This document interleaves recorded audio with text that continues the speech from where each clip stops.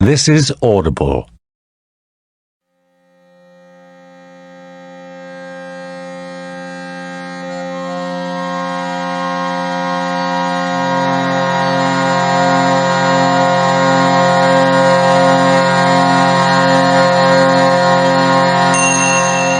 Morgan is My Name, an Audible original.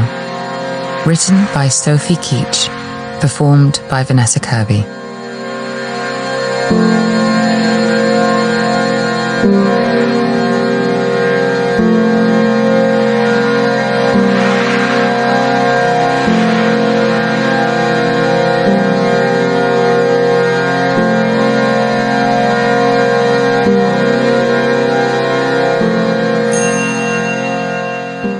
I was born in the midst of a storm.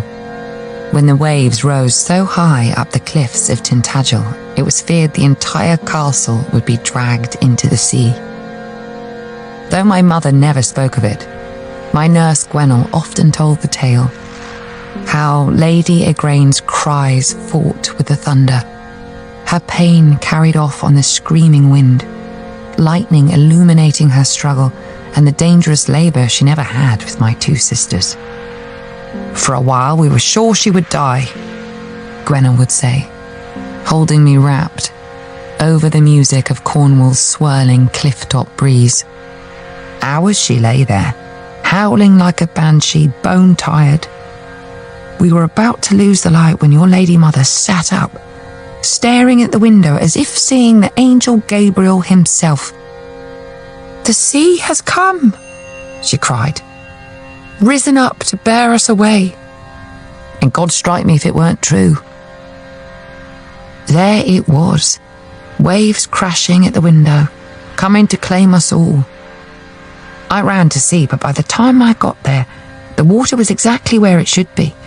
And when I looked back, so were you, born alive and open-eyed. Your mother insisted it was the sea that delivered you, and so you were named. Morgan is my name, and its origin true at least. Sea-born by way of the Welsh tongue. My mother bestowed it personally after the stormy circumstances of my birth, steadfast in her belief the ferocious Cornish waters had saved us both. You cried for an hour after she bore you, Gwenel told me, raging at the world, until that storm blew itself out and the sea settled beneath us. Truly, the name is yours by right.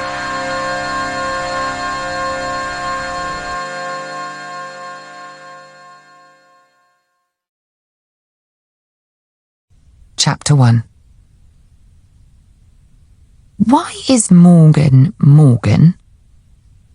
My 10-year-old sister spread my hair across my back with orderly hands, proceeding to braid it neatly.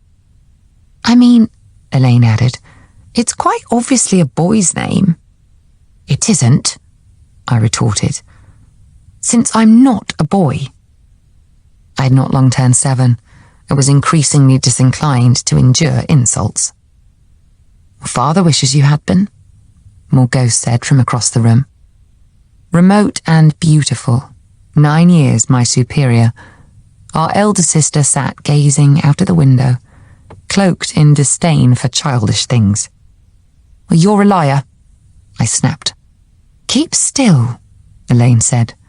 "How will you ever be a lady if you can't sit quietly?" The 3 of us were alone in our mother's solar, awaiting her presence. It was a bright, pleasant room, full of well-cushioned chairs and good light, walls painted yellow beneath lively tapestries.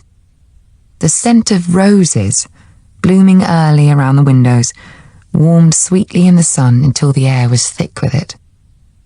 Spring had blazed in long before Easter Day, heat seeping through Tintagel Castle's cool stone walls, pervading our chambers and defying the sea breeze. Morgause rose and drifted across, regarding us down her delicate nose. "Morgana is neither a lady nor even a person. She's half fox cub, found by Sir Bretel under a blackberry bush and taken in as a kindness by mother and father." "That